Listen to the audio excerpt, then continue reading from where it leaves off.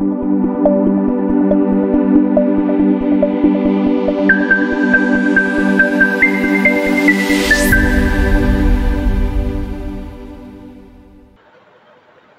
দর্শক, আসসালামু আলাইকুম। হিকমা অ্যানালাইসিসের আজকের আয়োজনে আপনাদের স্বাগতম। দর্শক, আমি অ্যাডভোকেট ইজাজ আল ওয়াসি রয়েছি আপনাদের সঙ্গে আজকের আলোচনায়।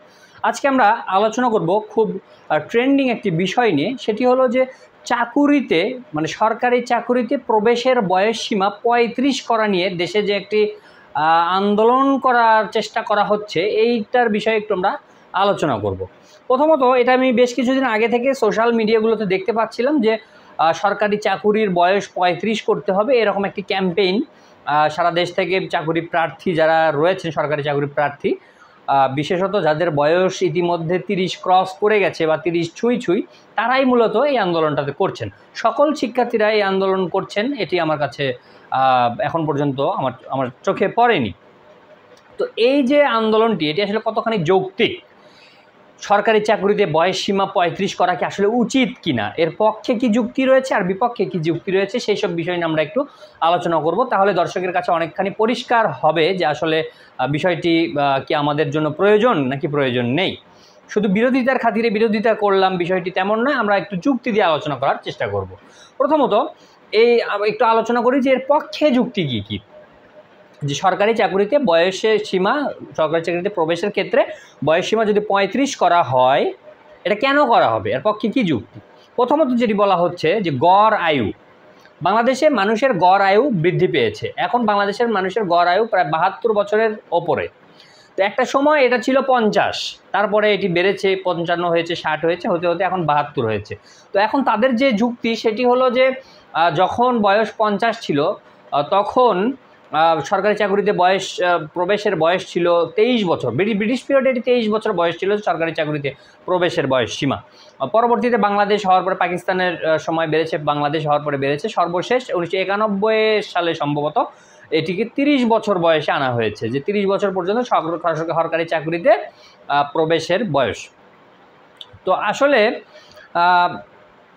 গড় আয়ু যে বৃদ্ধি পেয়েছে তার সঙ্গে সঙ্গে এটি বেড়েছে বিভিন্ন সময়ে, যেটি বলা হচ্ছে। তো সেই যুক্তি থেকে এটিকে বাড়ানো যেতে পারে বলে অনেকে মনে করছেন, বা বাড়ানো উচিত। এবং অনেকে এটি বলছেন যে আগে যখন মানুষের গড় আয়ু ছিল ৬০ বছর, তখন তাকে ৩০ বছর বয়সের মধ্যে জীবন শুরু করতে হতো। কিন্তু এখন যেহেতু মানুষের গড় আয়ু বেড়ে ৭২ হয়েছে, তাহলে কোনো মানুষ যদি মনে করে যে তার জীবন সে ৩৫-এ গিয়ে শুরু করবে, তাহলে আসলে দোষটা কোথায়? কথার পেছনে যুক্তি রয়েছে। এখন আমরা এর পাল্টা যুক্তিগুলো পরবর্তীতে আলোচনা করব।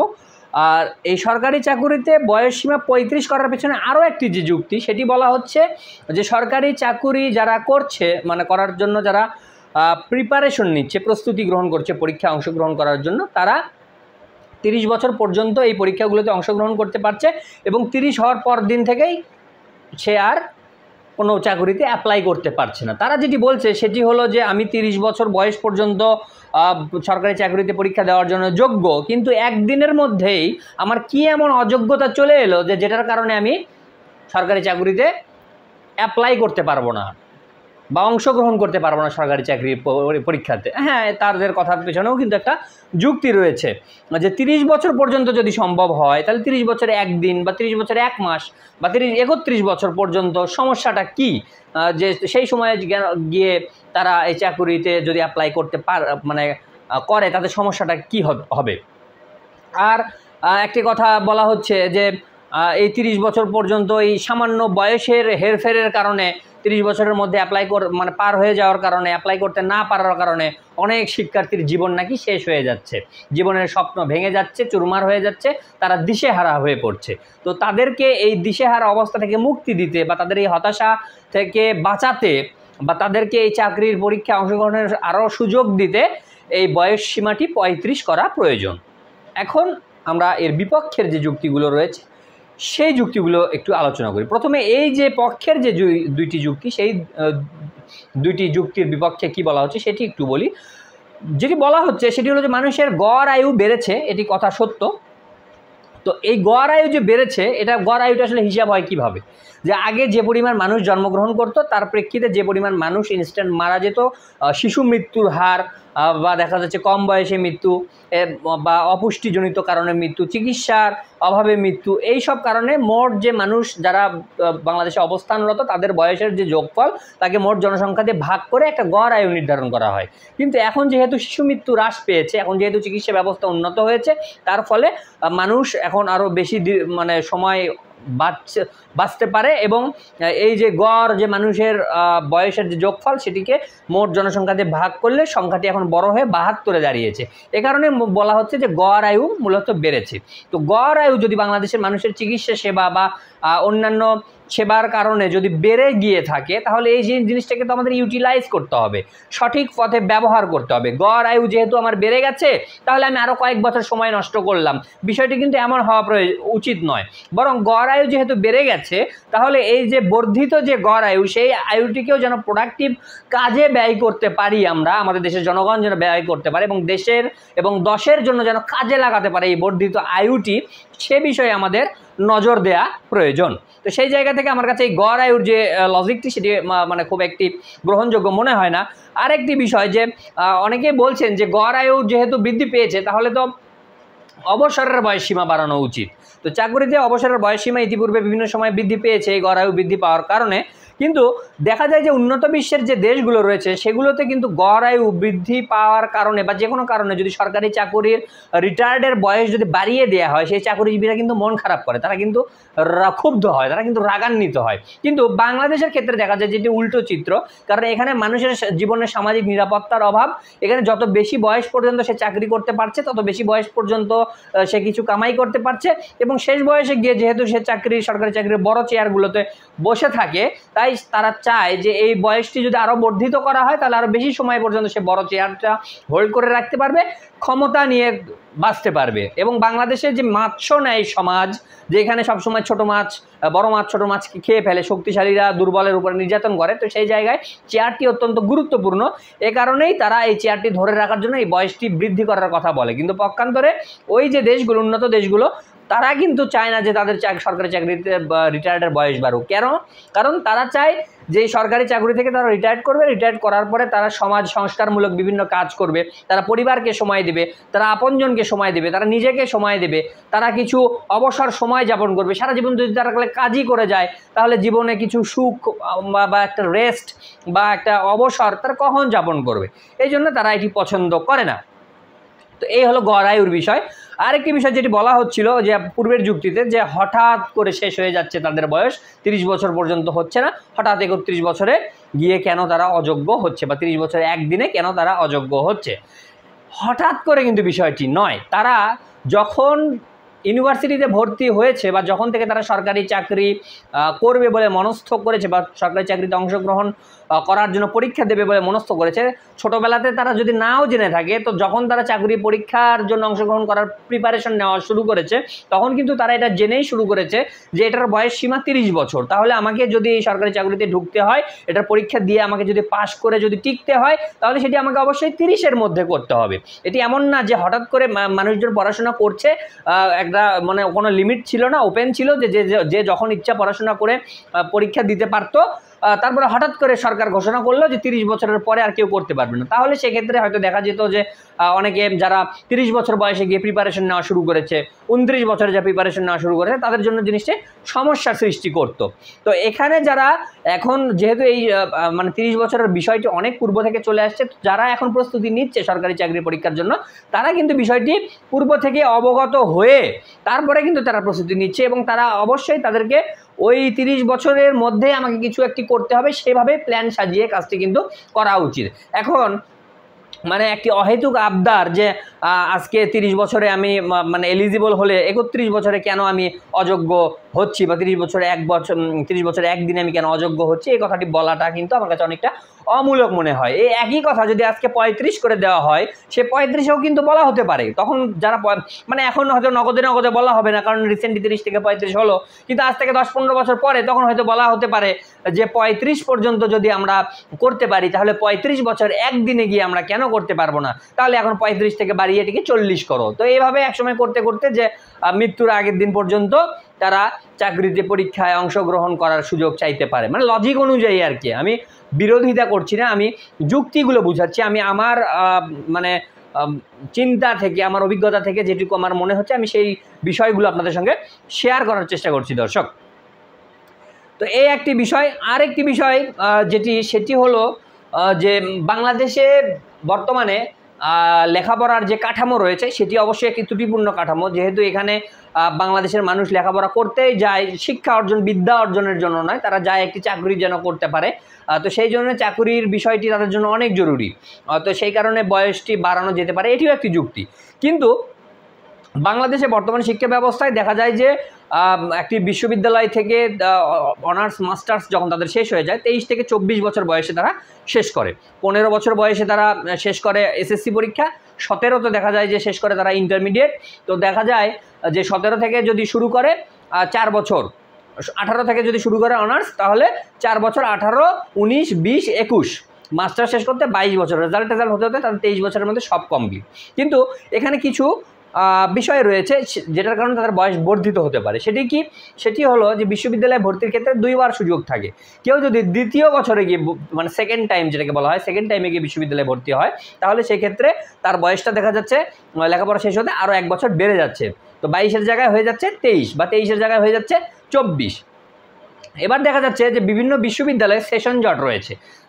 জাতীয় বিশ্ববিদ্যালয়গুলোতে রয়েছে 6 বছর 7 বছর লাগে অনার্স শেষ করতে, এবং বাংলাদেশের যে পাবলিক বিশ্ববিদ্যালয়গুলো রয়েছে এগুলোর মধ্যে অনেক বিশ্ববিদ্যালয়গুলোর মতে এমন শোনা যায়, বিশেষ করে কুষ্টিয়ার ইসলামী বিশ্ববিদ্যালয় ইবি, এখানে প্রায়ই শোনা যায় যে সেখানে 6 বছর 7 বছর করে লাগে।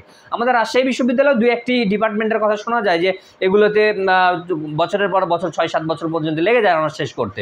তো আমি যদি ধরি যে 6 বছর বা 7 বছর যদি তার লেগেও যায়, তাহলে সে যে 18তে যখন শুরু করলো পড়াশোনা, তাহলে 18 আর 7-এ 25 বছর তার লাগছে, বা মাস্টার সহ 25-26 বছর তার সময় লাগছে এটা শেষ করতে। তাহলে 26 বছরের ওপরে কিন্তু কারো হওয়ার কথা নয়। এর মাঝে কেউ যদি রাজনৈতিক কারণে, যেমন ধরেন যে আমি রাজনৈতিক কারণে আমার 2টি ইয়ার লস হয়ে গেছে, এবং করোনার কারণে আমার আরও 2টি, মানে আমার অনার্স ফাইনাল পরীক্ষার আগ দিয়ে করোনার কারণে আমার পরীক্ষা 2 বছর আটকে যায়, এবং আমি আরও 2 বছর, মানে আমার অনার্সের ভিতরে 4 বছর সময় আমার গ্যাপ হয়ে যায়। তো আমার 4 বছরের অনার্স শেষ হয় 8 বছরে, এবং মাস্টার শেষ করতে করতে আমার অফিসিয়াল বয়স প্রায় 27-এ চলে আসে। তো তারপরে কিন্তু আমি 3 বছর সময় পাচ্ছি দর্শক। তা আমার চেয়ে বেশি বয়সে মনে হয় যার কেউ শেষ করেনি, কারণ কারো ভাগে এরকম দুটো মানে খড়গ নেমে আসে না। প্রথমত রাজনৈতিক কারণে তা বছর লস হতে পারে অনেকের, কিন্তু একই সঙ্গে রাজনৈতিক কারণ এবং আবার কোভিডের কারণে 2বারে আমি 4 বছর আমার সময় নষ্ট হয়েছে। তো আমার চেয়ে বেশি বয়সে অনার্স করা, মানে বাংলাদেশে যে বিশ্ববিদ্যালয়গুলো রয়েছে তাদের আইন অনুযায়ী চলে না, কারণ বেশিরভাগ বিশ্ববিদ্যালয়গুলোতে বলা হয়েছে যে 4 বছরের অনার্স সে সর্বোচ্চ 6 বছরের মধ্যে শেষ করতে পারবে, তার চেয়ে বেশি সে ইয়ার ড্রপ নিতে পারবে না, বা ইয়ার লস সে করতে পারবে না, হলে সে ড্রপ আউট হয়ে যাবে। তাহলে যে কোনোভাবে তাকে 6 বছরের মধ্যে অনার্স শেষ করতে হচ্ছে। তাহলে ওই যে 17, 18 আর 6, 24-এর মধ্যে শেষ হয়ে যাচ্ছে। তারপর আমি অতিরিক্ত যে সমস্যাগুলো সেগুলো বর্ণনা করলাম, যে 26, 27 সর্বোচ্চ। তারপরেও তারা 3 বছর পাচ্ছে অ্যাপ্লাই করার সুযোগ। তাহলে একেবারে যে সময় পাচ্ছে না এটি কিন্তু বলা উচিত হচ্ছে না। এখন 3 বছর যে 3 বছর 3টা সে বিসিএস দেওয়ার, 4 বছরে 3-4টা বিসিএস দেওয়ার সে সুযোগ পাচ্ছে, বা অন্যান্য সরকারি চাকরিতে অংশগ্রহণ করার সুযোগ পাচ্ছে। আমার কাছে যেটি মনে হয় দর্শক, যে এই 3 বছর বা 4 বছরে 3 বা 4 বার পরীক্ষা দিয়েও যে সরকারি চাকরিতে ঢুকতে পারলো না, তার কি আসলে ঢুকতে পারার যোগ্যতা আছে কিনা সে আলোচনায় আমি যাব না, বরং যে আমি বলবো যে তার আসলে সরকারি চাকরিতে ঢোকাই উচিত না। কারণ যারা ওই প্রথম 1 বার 2 বার 3 বারে যারা অংশগ্রহণ করে, যারা চাকরিতে ঝুঁকেছে, তারা অবশ্যই যারা 4 বার 5 বার 6 বার অংশগ্রহণ করছে তাদের হচ্ছে অধিক যোগ্য বলে তাদের সঙ্গে কম্পিটিশন করে তারা সেখানে ঢুকে পড়েছে। তো এখন পরবর্তী বছরগুলোতে আরও নতুন নতুন স্টুডেন্টরা অনার্স পাস করে বের হবে, তাদের মধ্যে থেকে অধিক যোগ্য যারা, তাদেরকে এখানে রিক্রুট করা প্রয়োজন। বরং এমনটি নয় যে 6 বছর 7 বছর ধরে সে শুধু পড়েই যাবে, তারপরে কাঠও তো একসময় ঘষতে ধারালো হয়ে যেতে পারে। আমাদের দরকার ছুরি, চাকু দরকার। তো সেই জায়গায় দেখা যাচ্ছে যে চাকু দিয়ে গলা কাটা যেত, কিন্তু দেখা যাচ্ছে একটা কাঠের টুকরা, সেটাও দেখা যাচ্ছে ঘষতে এক ধার যদি একটু চোখা করে ফেলা যায়, একসময় সেটা দিয়েও কিন্তু গলায় কিন্তু পোঁচ দিলে গলা কেটে যাবে। তো আমাদের ওই কাঠের তক্তা দিয়ে গলা কাটার তো আসলে প্রয়োজন আমি মানে মনে করি না, যে দেশের জন্য যে এটা কোনো উপকার হবে, আমার কাছে এটা মনে হয় না। এটা ওই যে যারা কাঠ, ওই কাঠগুলোর জন্য উপকার হবে, যে তারা পরবর্তীতে নিজেদেরকে ঘষতে ঘষতে চাকুতে পরিণত করতে পারছে, এই জন্য কাঠের উপকার হবে, কিন্তু আসলে দেশ ও জাতির কোনো উপকার হবে বলে আমার কাছে মনে হয় না। আরেকটি বিষয় সেটি হলো যে 30 বছর বয়স পর্যন্ত তারা চাকরির অ্যাপ্লাই করতে পারছে। তো 30 বছরের শেষ সময়ে ধরেন যে 29 বছর 364 দিন এরকম সময়ে যে সে যদি অ্যাপ্লাই করে থাকে, বা ওই শেষ বছরটিতে আসলে যেটি আমি বোঝাতে চাচ্ছি, যে যদি অ্যাপ্লাই করে থাকে একটি বিসিএস পরীক্ষায়, একটি বিসিএস পরীক্ষার নিয়োগ প্রক্রিয়া শেষ হতে মোটামুটি 4 বছরের মতো লাগে। দর্শক আপনারা এটি জানেন যে অ্যাপ্লাই যেদিন করা হলো চাকরির পরীক্ষার জন্য, তারপরে এটির প্রিলিমিনারি পরীক্ষা হবে, তারপরে প্রিলিমিনারির পরে প্রিলিমিনারি রেজাল্ট হবে, প্রিলিমিনারি রেজাল্টের পরে এটির লিখিত পরীক্ষা হবে, লিখিত পরীক্ষার পরে কয়েক মাস পরে লিখিত রেজাল্ট হবে, লিখিত রেজাল্টের পরে এবার ভাইবার তারিখ হবে, তারপরে কয়েক মাস ধরে ভাইবা হবে, তার আবার কয়েক মাস পরে ভাইবার রেজাল্ট হবে, তারপরে ভাইবার রেজাল্ট হওয়ার পরে সুপারিশ হবে, সুপারিশ হওয়ার পরে তারপরে গেজেট হবে, এর আগে মেডিকেল টেস্ট হবে, তারপরে গেজেট হবে, হয়ে তারা নিয়োগ হতে হতে মোটামুটি 4 থেকে 5 বছর সময় লেগে যায়।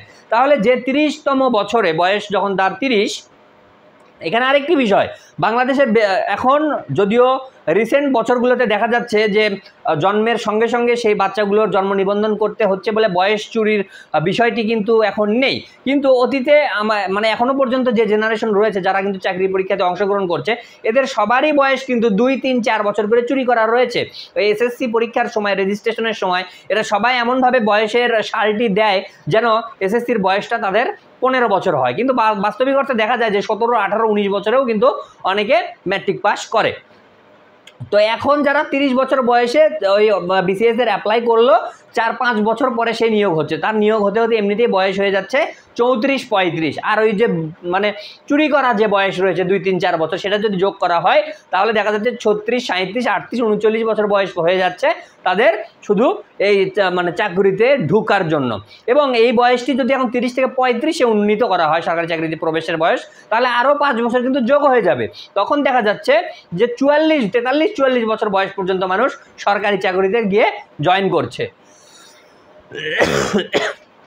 তো এখানে যেটি গুরুত্বপূর্ণ বিষয় সেটি হলো যে এখন যুগের সঙ্গে তাল মিলিয়ে সারা বিশ্বে যে কম্পিটিশন, আমাদের জেনারেশনকে, আমাদের দেশের জনশক্তিকে কিন্তু আরও কম্পিটেন্ট করে তুলতে হবে, এবং বিশ্বের বাজারে তারা যেন আরও কম্পিটিশন করতে পারে সেই জন্য কিন্তু যোগ্য করে তুলতে হবে। এই ডিজিটাল যুগে এখন এসে এই মানুষ 44 বছর বা 40 বছর বয়সে গিয়ে চাকরিতে ঢুকবে আর এই পুরো সময়টা আনপ্রোডাক্টিভ খাতে কাটাবে, এটি কিন্তু আসলে দেশের ইকোনমিতে কিন্তু একটা বিরাট ইম্প্যাক্ট ফেলে বলে মনে হয় আমার কাছে দর্শক। কারণ অধিকাংশ শিক্ষার্থী, কিছু শিক্ষার্থী রয়েছে যে যাদের আর্থিক অবস্থা খুব একটা ভালো হয় না, তারা দেখা যায় যে টিউশনি করায়, বা তারা দেখা যায় যে অন্য কোনো ছোটোখাটো চাকরি পাশাপাশি তারা সরকারি চাকরির অংশগ্রহণ করে, কিন্তু সরকারি চাকরির পরীক্ষাগুলোতে অংশগ্রহণ করে, কিন্তু বেশিরভাগই দেখা যায় যে তারা আনপ্রোডাক্টিভ, তারা বাসায় বসে বাড়ির খেয়ে তারা কিন্তু এই সরকারি চাকরির পরীক্ষাগুলোতে অংশগ্রহণ করতে থাকে। তো এত বেশি বয়স পর্যন্ত যদি তারা এই সরকারি চাকরির পরীক্ষায় অংশগ্রহণ করতে থাকে, তাহলে তারা আসলে কর্ম করবে কখন, তারা দেশকে সার্ভিস দিবে কখন? তো এখন অনেকে যুক্তি দেখানোর চেষ্টা করছে যে এই যে বয়স পর্যন্ত সবাই তো এফোর্ড করতে পারে না বসে বসে থেকে পরীক্ষা দেয়া, তো তারা কিন্তু ঠিকই কোনো না কোনো প্রোডাক্টিভ কাজে অংশগ্রহণ করছে। তারা কি করছে? টিউশনি করছে, ছোটো ছোটো চাকরিগুলো করছে, যে চাকরিগুলো আমাদের রানিং স্টুডেন্টরা করতে পারে। তাহলে রানিং স্টুডেন্টদের মধ্যে যে আর্থিক অনটনের বিষয় বা ছোটোবেলা থেকে তাদের যে কাজকর্ম করার যে একটা অভ্যাস ছাত্র জীবন থেকে, সেই অভ্যাসটি কিন্তু গড়ে ওঠার সুযোগ থাকে, কিন্তু সেই অভ্যাসটি না মানে থাকছে না, সেই বাজারটি দখল করে নিচ্ছে এই যে যারা চাকরির জন্য পরীক্ষা দিচ্ছে এই বয়সের লোকজন। তো আলটিমেটলি আমরা কিন্তু এই একটা গ্যাপে পড়ে যাচ্ছি, যে যাদের এখন চাকরি করে দেশকে সেবা করার কথা বা ব্যবসা করে বা যে কোনো কাজ করে প্রোডাক্টিভ করার কিছু করার কথা, তারা সেমি প্রোডাক্টিভ টিউশনি করাচ্ছে।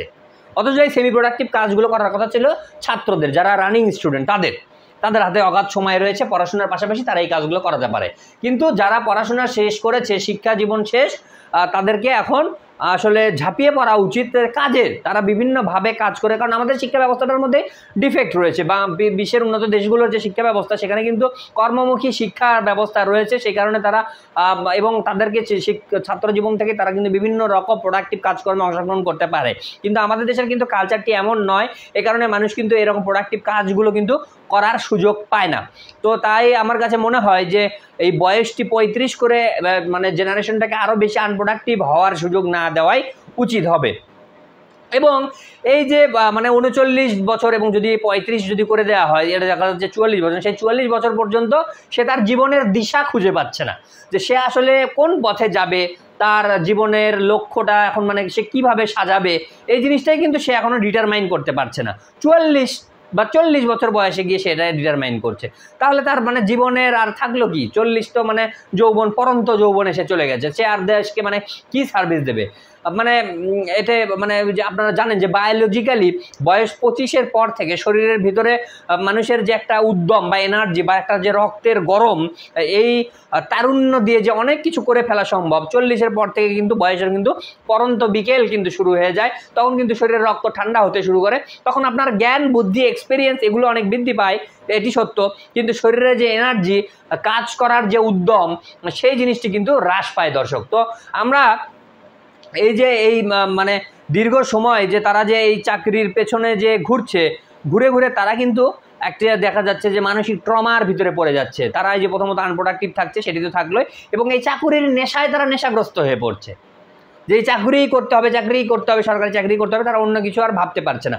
যখন এই বয়সটি ৩৫ করা হবে, তখন কিন্তু আরও বেশি সময় ধরে তারা কিন্তু ওই জিনিসটি নিয়ে কিন্তু লেগে থাকবে, তারা অন্য কাজগুলোতে কিন্তু অংশগ্রহণ করতে পারবে না। এবং আরেকটি বিষয় যেটি হবে যে এই বয়সটি যখন বেড়ে যাবে সরকারি চাকরিতে, তখন দেখা যাবে যে প্রাইভেট চাকরিগুলোতেও কিন্তু এই বয়সটিকে বাড়িয়ে দেয়া হতে পারে, তখন কিন্তু এই চাকরির প্রতি কিন্তু আরও কিন্তু ছাত্রদের কিন্তু অনীহা চলে আসবে। এখন লেখাপড়া শেষ করার পরে কিন্তু চাকরির বয়স চলে যাচ্ছে, তখন কিন্তু তাদের মধ্যে একটা তাড়া কাজ করে। যখন এই বয়সটি ৩৫ হবে, তখন কিন্তু তাদের মধ্যে তাড়া কিন্তু আরও কমে আসবে, যে না, সময় তো আছে, আর একটু ধীরে ধীরেই যাই, কেবল লেখাপড়া শেষ করলাম, আরও ২-১টা বছর রিল্যাক্স করি, একটু মৌজ মাস্তি আনন্দ ফুর্তি করি, তারপরে কাজকর্মের কথা চিন্তা করা যাবে। তো এইরকম একটি সমস্যা হতে পারে। আরেকটি বিষয় সেটি হলো এই যে বললাম যে তারুণ্যের যে উদ্যম, সেই তারুণ্যের উদ্যমটি কিন্তু কাজে লাগানো যাচ্ছে না, এটি কিন্তু দেশের জন্য বিরাট একটি ক্ষতির কারণ হবে বা হচ্ছে আমি মনে করি, এবং ৩৫-এ গেলে জিনিসটি আরও প্রকট হবে। আরেকটি বিষয় দর্শক, আপনারা যেটি মানে দেখুন যে বিয়ে, বাংলাদেশের আর্থসামাজিক প্রেক্ষাপটে যে কোনো মানে ছেলে যদি বিয়ে করতে যায়, বিয়ে করতে গেলে তার প্রথম যে প্রশ্নটি আসে সেটি হলো যে ছেলে মানে বিয়ে করে তুই বউকে খাওয়াবি কি? তো বউকে খাওয়াবি কি, এই প্রশ্নের সমাধান আনতে হলে তাকে কিন্তু একটা বিয়ে করতে হচ্ছে, তো সরি একটি চাকরিতে জয়েন করতে হচ্ছে, কিন্তু সে এই যে সরকারি চাকরির নেশায়, এই যে এমনিতেই এখন যে ৩০ আছে, তাতে দেখা যায় যে ৩২, ৩৩, ৩৪ বছর বয়সে কেউ সরকারি চাকরি পাচ্ছে, পাওয়ার পরে বিয়ে করছে ৩৫, ৩৪ বছর বয়সে, এটা কিন্তু হরহামেশা আমাদের আশপাশে দেখা যাচ্ছে। তো এত বেশি বয়সে যখন বিয়ে করছে, ৩৬ বছর বয়সে যখন যে বিয়ে করে, তখন তার বাচ্চা কাচ্চা হয় ৩৮ বছর বয়সে, ৩৯ বছর বয়সে, তারপরে বাচ্চাকে সে আর সঠিকভাবে দেখভাল করতে পারে না, বাচ্চার কে একটা মানে বড় করার যে বিষয়, সেই বিষয়টা কিন্তু সে সম্পূর্ণ করার আগেই সে কিন্তু বার্ধক্যে উপনীত হয়ে যাচ্ছে, সে কিন্তু বয়স্ক হয়ে যাচ্ছে, সন্তানকে সঠিকভাবে মানুষ করার কিন্তু সে সময় পাচ্ছে না। তো এখন এই ৩০ টাকাতেই এই সমস্যা হচ্ছে। ৩৫ যখন আসবে, তখন দেখা যাচ্ছে এটা তো বিয়ে করবে তো ৪০-এর পর, বাচ্চা হবে তো ৪২-৪০-এ, তখন তো মানে বাবার তো চুল পাকা, তখন মানে সন্তান জন্মের পরে যখন বুদ্ধি হবে, তখন বাবা ডাকবে না দাদা ডাকবে, পাকা চুল দেখে সে কিন্তু কনফিউজড হয়ে যেতে পারে দর্শক। এই একটি বিষয়। আর যেটি বিষয় সেটি হলো যে সরকারি চাকরিতে অন্তত ২৫ বছর সার্ভিস করার একটি বিষয় আছে এই ব্রিটিশ আমল থেকে, যে সরকারি চাকরিতে যারা জয়েন করবে অন্তত ২৫ বছর সার্ভিস করতে হবে। কারণ এই যে সরকারি চাকরি যারা তাদের মানে এখন যদি এই ৩৫ বছর বয়সে গিয়ে যদি তাদেরকে সরকারি চাকরিতে ঢোকানো হয়, তাহলে ২৫ বছর কিন্তু সার্ভিস দিতে গেলে তাদের কিন্তু ৬০ পর্যন্ত কিন্তু চাকরি করতে হয়, তখন আবার এই অবসরের বয়সটাও বাড়াতে হচ্ছে। তো এই অবসরের বয়স এমনিতে কিন্তু আমাদের দেশে কিন্তু বেকারের সংখ্যা কিন্তু বেশি, যখন মানে ৫৭-তে যদি রিটায়ার্ডে মানুষ চলে যায়, তখন কিন্তু কিছু অল্প হোক কিছু পদ কিন্তু ফাঁকা হচ্ছে, নতুন তরুণ যুবকরা কিন্তু সেই পদগুলো কিন্তু পূরণ করতে পারছে, তাদের কিন্তু একটি কর্মের কিন্তু সুযোগ হচ্ছে। কিন্তু এটি যদি আরও বেশি বয়স পর্যন্ত এটা ধরে থাকে, তাহলে আমাদের এই তরুণ যুবকদের মধ্যে কিন্তু এই যে চাকরির মানে এই যে বেকারত্বের হার কিন্তু এটি কিন্তু আরও বৃদ্ধি পাওয়ার সম্ভাবনা রয়েছে। আরেকটি বিষয় সেটি হলো যে বেশি বয়সে যাদেরকে নিয়োগ করা হয়, দেখা যায় যে এই বিষয়টি যদি আমরা ব্যারিয়ার যদি উন্মুক্ত করে দিই, যে কোনো বয়সে তারা চাকরিতে ঢুকতে পারবে, তবে যে সমস্যাটি হবে সেটি হলো যে এই চাকরিতে ঢোকার পরে কিন্তু বিভিন্ন সময়ে সময়ে চাকরির জন্য উপযোগী করে তোলার জন্য সেই কর্মকর্তাদেরকে কিন্তু বিভিন্ন ট্রেনিং দেওয়া হয়, এবং সেই ট্রেনিং দিয়ে তাদেরকে গড়ে তুলতে তাদের পেছনে কিন্তু সরকারের কিন্তু অনেক খরচ হয়। যে সরকারের খরচ মানে এটা কিন্তু রাষ্ট্রের খরচ, দেশের জনগণের টাকা খরচ করে তাদেরকে এই চাকরিতে মানে ভালোভাবে সার্ভিস দেওয়ার জন্য যোগ্য করে তোলা যাচ্ছে। তো কম বয়সের একজন ছেলেকে যদি বা একটা মেয়েকে যদি এই মানে তার পেছনে খরচ করে তাকে যদি যোগ্য করা হয় 25-26 বছর বয়সে, সে যখন মানে 35 বছর কিন্তু সে চাকরি করতে পারছে, বা 32 বছর সে চাকরি করতে পারছে, তাহলে 32 বছর সে দেশের মানুষকে সেবা দিতে পারছে। কিন্তু যখন ওই যে 35, 37, 38, 40 বছর বয়সের লোককে মানে ওই একই পরিমাণ খরচ হচ্ছে কিন্তু তাকে ট্রেন আপ করতে, ইনভেস্ট করা হচ্ছে কিন্তু একই, কিন্তু তাদের কাছ থেকে দেশের জনগণ কিন্তু কম সময় কিন্তু সেবা পাচ্ছে, তারা কিন্তু দ্রুত রিটায়ার্ড হয়ে যাচ্ছে। এতে কিন্তু দেশের জনগণের টাকা, রাষ্ট্রের টাকা কিন্তু লস হচ্ছে। দর্শক, আরও একটি বিষয় যেটি রয়েছে আমি একটু পয়েন্ট আউট করে নিয়েছিলাম, আমি একটু দেখি কোনোটি বাদ পড়লো কিনা। আরেকটি বিষয় সেটি বলা হচ্ছে যে এই যে যারা ট্রেনিংয়ে রয়েছেন বা বিভিন্ন জরিপে অনেক সময় বলা হয়ে থাকে যে কম বয়সে ছেলে মেয়েদের মধ্যে তারা যখন চাকরিতে জয়েন করে তখন তাদের মধ্যে যে কর্মস্পৃহা, যে উদ্যম, সেটি বেশি বয়সে যারা জয়েন করে তাদের মধ্যে কিন্তু তুলনামূলক কম থাকে। এবং সততার হারের ক্ষেত্রে বলা হচ্ছে, আমি বলছি না যে যারা বেশি বয়সে নিয়োগপ্রাপ্ত হন তারা সবাই দুর্নীতিবাজ, বিষয়টি এমন নয়, কিন্তু সততার হারের ক্ষেত্রে দেখা যাচ্ছে যে কম বয়সীদের চাইতে বেশি বয়সীদের সততার হার একটু কম।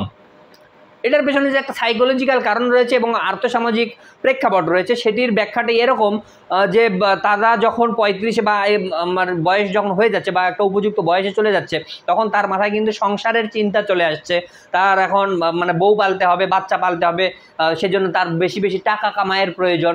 তখন টাকার পেছনে কিন্তু তার ফোকাসটা বেশি চলে আসে, তার এক্সপেরিয়েন্স চলে আসে, বয়সের সাথে সাথে তার কিন্তু ম্যাচিউরিটি চলে আসে এবং তার টাকার প্রয়োজন বেশি পড়ে যায়। যত টাকার বেশি প্রয়োজন হবে তত দেখা যাচ্ছে যে তারা মানে অনিয়ম দুর্নীতিতে কিন্তু বেশি জড়িয়ে পড়ার সম্ভাবনা থাকে। তো এই যারা কম বয়সে চাকরিতে করছে তারা যে দুর্নীতি করছে না বিষয়টি এমন নয়, এবং তারাও একসময় বয়স যখন বেড়ে যাবে তারাও কিন্তু আবার দুর্নীতিতে কিন্তু জড়িয়ে পড়বে। কিন্তু এই কম বয়সে মানে যখন মানে তারা নিয়োগ হলো সেখান থেকে এই বয়স বাড়া পর্যন্ত, তার এই দুর্নীতিতে প্রবেশ করার আগ পর্যন্ত কয়েকটা বছর কিন্তু সে ফ্রেশ সার্ভিস দিচ্ছে। তো এটা খুব কংক্রিট কোনো পরিসংখ্যান নয়, কিন্তু এটা কিন্তু একটা তুলনামূলক আলোচনা, তো এটিকেও একেবারে কিন্তু মাথা থেকে ফেলে দেওয়া যায় না। তো আমার কাছে এই বিষয়গুলো আলোচনা করে যেটি মনে হয় যে বর্তমানে বাংলাদেশের যে প্রেক্ষাপট, সেই প্রেক্ষাপটে এই সরকারি চাকুরির বয়সটিকে মানে 30 থেকে 35 করার আমি বিশেষ কোনো কারণ দেখি না। কিন্তু আমাদের দেশের সরকার বাহাদুর মাননীয় প্রধানমন্ত্রী জননেত্রী দেশরত্ন শেখ হাসিনা তিনি যদি এটিকে বয়স 35 করে বাড়িয়ে দেনও, সেটাতে কিন্তু অবাক হওয়ার কিছু থাকবে না। কারণ কি, আপনারা জানেন যে এই দেশের এখন বর্তমানে ভোটবিহীন যে সরকার এখানে ক্ষমতায় রয়েছে তাদের কিন্তু জনপ্রিয়তার খুবই অভাব, সর্বক্ষেত্রে তাদের অজনপ্রিয়তা, সব জায়গায় তাদের অনিয়ম দুর্নীতি বিভিন্ন রকমভাবে কিন্তু সমস্যা তারা সৃষ্টি করে রেখেছে। তো যেটি জনপ্রিয় ইস্যু তারা কিন্তু সেই জনপ্রিয় ইস্যুগুলোকে পিক করার চেষ্টা করে। যেমন সড়ক পরিবহন নিয়ে কিন্তু যখন আন্দোলন হলো তারা কিন্তু সেটি মেনে নিল, তারপরে দেখা গেল যে যখন কোটা সংস্কার আন্দোলন হলো তারা কিন্তু মেনে নিল, কারণ তরুণ সমাজের কাছে কিন্তু এই আন্দোলনগুলোর জনপ্রিয়তা রয়েছে। তো এই 35 নিয়ে যে আন্দোলন হচ্ছে সেই আন্দোলনের যে জনপ্রিয়তাটা আছে সেই জনপ্রিয়তাটাকে পিক করে এই লোকগুলোকে শেখ হাসিনার বা আওয়ামী লীগের ফ্যান হিসেবে তৈরি করার জন্য, ভক্ত হিসেবে তৈরি করার জন্য শেখ হাসিনা যদি এই 35 বছর বয়সকে যদি মেনে নেন তাহলে অবাক হওয়ার কিছু থাকবে না। কারণ এতে করে দেশের বা ইন দ্য লং রান সমাজের বা মানে আর্থসামাজিক কি ক্ষতি হলো সেটা নিয়ে আসলে তার ভাবার বিশেষ কোনো প্রয়োজন আছে বলে আমার কাছে মনে হয় না। কারণ তাদের অন্য কোনো কর্মকাণ্ডে মনে হয় না যে তারা দেশের জনগণ নিয়ে ভাবে, তারা তাদের সমস্যাটা নিয়েই ভাবে। তো সেই জায়গা থেকে তিনি যদি 35 করেও ফেলেন অবাক হওয়ার কিছু থাকবে না। কিন্তু সেটার ক্ষেত্রে অবশ্যই প্রমাণ করতে হবে যে এই 35 বছর বয়সের যে আন্দোলনটি এটি কতখানি জনপ্রিয়। এই আন্দোলনটি যে খুব বেশি জনপ্রিয় আমার কাছে তাও মনে হয় না। আমি কিন্তু এটি প্রথমেই বলেছি, যাদের বয়স ওই 30-এর কোটায় চলে গেছে বা 30 পার হয়ে গেছে তারাই মূলত এই আন্দোলনে আছে। আর যারা বয়স কিন্তু কম আছে তারা কিন্তু তাদের মতো করে পরীক্ষা দিচ্ছে এবং তারা কিন্তু মনে করছে যে বয়স যে কম মানে 30 আছে এটাই কিন্তু ভালো আছে। কারণ এই 35 যদি মানে হয় তখন আরও অনেক পরীক্ষার্থী বেড়ে যাবে, কম্পিটিশন আরও বেড়ে যাবে। তাতে করে দেখা যাচ্ছে যে এদের জন্য চাকরি পাওয়া যারা ফ্রেশ স্টুডেন্ট বা যারা মেধাবী স্টুডেন্ট, এই মেধাবী অনেক স্টুডেন্টগুলো এই যে যারা বার্ধক্যে চলে গেছে, 30 পার হয়ে গেছে, মানে আমি বলবো যে তারা বার্ধক্যে চলে গেছে। বার্ধক্যে তাদের এই অভিজ্ঞতার কারণে দেখা যাচ্ছে অনেক ফ্রেশ মেধাবী স্টুডেন্টগুলো তাদের কাছে ধরা খেয়ে যেতে পারে। তাদের অনেক মানে হক যে সিটগুলো, সেই সিটগুলো কিন্তু এই যে যারা বেশি বয়স্ক লোক তারা কিন্তু দখল করে নিতে পারে। তো সেই জায়গা থেকে যারা কম বয়সী চাকরি পরীক্ষার্থী রয়েছে তারাও যে 30 মানে পর্যন্তই চাকরির বয়স থাক সেটাই চায় বলে আমার কাছে মনে হয়। দর্শক, আলোচনাটি অনেক দীর্ঘ হয়ে গেল, কিন্তু একটি খুবই কি বলবো যে স্পর্শকাতর ইস্যু, সারা দেশে এটি নিয়ে আলোচনা হচ্ছে এবং এটি নিয়ে প্রেস ক্লাবের সামনে তারা আন্দোলন করছে এবং সেখানে পুলিশের হামলা হচ্ছে, গ্রেপ্তার হচ্ছে। যদিও এটি কাম্য নয় যে তারা শিক্ষার্থীরা সেখানে তাদের একটি ন্যায্য মানে অধিকারের জন্য তারা আন্দোলন করছে। আন্দোলন করে তারা সফল হবে কি হবে না, তাদের দাবি মানা হবে কি মানা হবে না, সেটি কিন্তু পরের আলোচনা। কিন্তু তাদের উপরে পুলিশ প্রশাসন দিয়ে যে নির্যাতন, এটি কিন্তু কোনোভাবেই কাম্য নয়। এটি কিন্তু এই স্বৈরাচার সরকারের কিন্তু চরিত্র, যে তারা যেভাবে বিরোধী দলকে দমন করে এবং তাদের বিরুদ্ধের মত বা প্রচলিত যে জিনিসগুলো রয়েছে সেটার বিরুদ্ধে যারাই প্রতিবাদ করবে তাদেরকেই পুলিশ দিয়ে দমন করতে হবে। এই যে একটি টেন্ডেন্সি বর্তমান সরকারের, এই 35-এর আন্দোলনকারীদের ওপরেও কিন্তু তারা এটি চাপিয়ে দেওয়ার চেষ্টা করছে। এটার আমি একটি তীব্র নিন্দা ও প্রতিবাদ জানিয়ে আজকের ভিডিও শেষ করছি। দর্শক, আজকে এ পর্যন্তই, কথা হবে আবারও। আল্লাহ হাফেজ।